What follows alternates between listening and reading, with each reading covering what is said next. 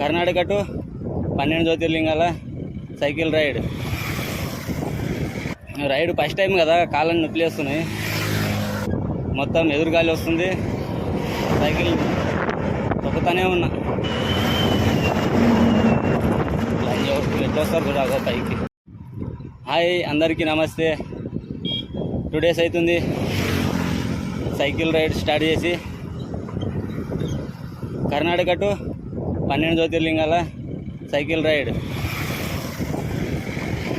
Maximum 15,000 కిలోమీటర్లు అవుతుంది. ఎన్ని రోజులు అవుతుందో తెలీదు, బట్ 12 జ్యోతిర్లింగాలు చూసే ఇంటికి వస్తా. అప్పటిదాకా ఇల్లు అన్నాను. అంతా భగవంతుని ఆట. ఆయన ఆడిపిస్తూ ఉంటాడు, మనం ఆడుతూ ఉండాలి అంతే. రోజు వీడియో ఏం చేయను, నా ఇంట్రడక్షన్ ఇస్తాను అంతే. ఈరోజు నేను ఎక్కడి నుంచి వెళ్తున్నాను అని తెలియాలి కదా కొంతమందికి. స్టేట్ కర్ణాటక, గుల్బర్గా డిస్టిక్, సేడెం తాలూకా. మా విలేజ్ వచ్చేసి కానాగడ్డ. 2 days అవుతుంది స్టార్ట్ చేసి. 130 కిలోమీటర్ వచ్చింట.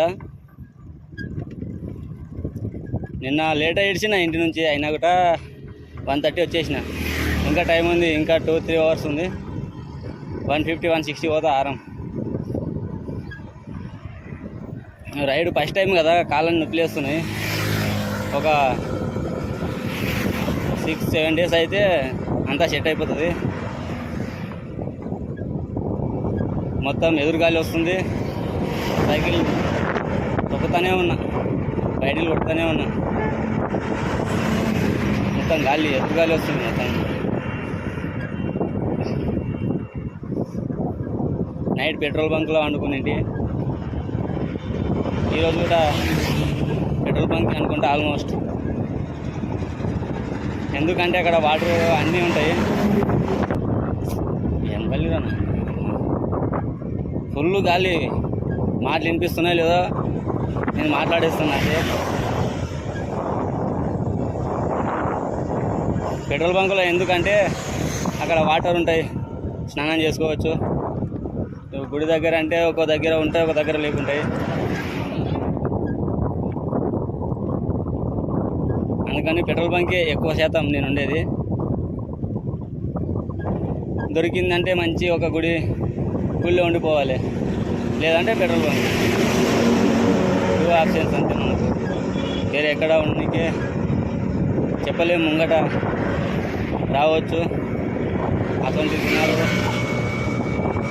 అడిలో వండుకోవాల్సి వస్తుంది. ముంగట ఊరు లేకపోతే వర్షం వస్తుందంటే ఏడంటైనా వండుకుంటాం. ఇక దానికి ఏమి ఇది లేదు. ఫస్ట్ మహారాష్ట్ర భీమశంకర్ జ్యోతిర్లింగం, దాని తర్వాత కృష్ణేశ్వర్, దాని తర్వాత త్రయంబకేశ్వర్. అవి 3 జ్యోతిర్లింగాలు దర్శనం చేసుకొని తర్వాత మన గుజరాత్ కొత్త. గుజరాత్లో 2 ఉన్నాయి. ఆ నుంచి కేదార్నాథ్ పోవాలనుకున్నా. ఏమో మరి మధ్యప్రదేశ్లో దర్శనం చేసుకొని కేదార్నాథ్ పోతా, లేకపోతే కేదార్నాథ్ దర్శనం చేసుకొని మధ్యప్రదేశ్కి వస్తా.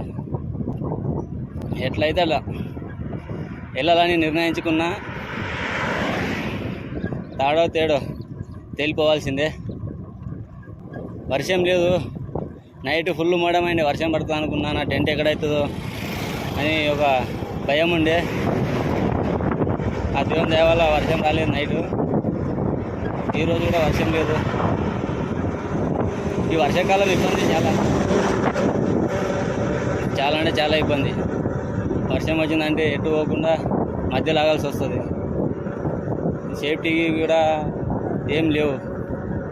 టెంట్ ఒకటే సేఫ్టీ, తప్పితే ఏమీ లేదు. వర్షం వచ్చిందంటే మొత్తం నానిపోవడే. తీసుకోవాలి ముంగట ఒక్కొక్క సామాన్, ఏమేమి కావాల్సి వస్తాయి అన్నీ ఒకటొకటి తీసుకోవాలి. నేషనల్ హైవే రోడ్ వస్తే బాగుండే. ఈ రోడ్డు పైన భయం అవుతుంది. చక్క లారీలో కొడుకులు పైకి వస్తున్నారు మొత్తం. పోరా బాబు, కొడుతూనే ఉంటారు. ఏడు దాకా కొడతారు గాడీలు. అందరూ పోయేది అరికే కదా, పోతారు. నా సైకిల్కి రేస్ పెట్టేది ఉంటే పడుతుండే నేను కూడా అని. దమ్ము వచ్చేస్తుంది చాలా. మొత్తం చెప్తున్నా కదా, ఎదురుగాలి ఉంది.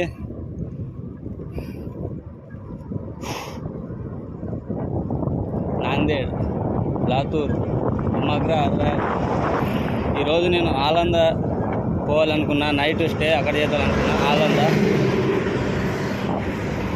లేకపోతే ఇక్కడ ఏడన్నా పెట్రోల్ బంకులో స్టాప్ అయిపోతా. ఎట్లయితే అట్లా. మోడం అయితే ఏం లేదు, చెప్పలేము. ఇది అడ్డాడుగా రెడీ అయిపోతుంది మొత్తం. ఒకటేసారి మేఘరాన్ని కంపుకొని నల్లగా అయిపోతుంది. కాలు నొప్పి చేస్తున్నాయి రా బాబు, ఎంత దొక్కాలి. మినిమం 4-5 మంత్ అవుతుంది మొత్తం తిరిగి వచ్చే వరకల్లా మా విలేజ్కి.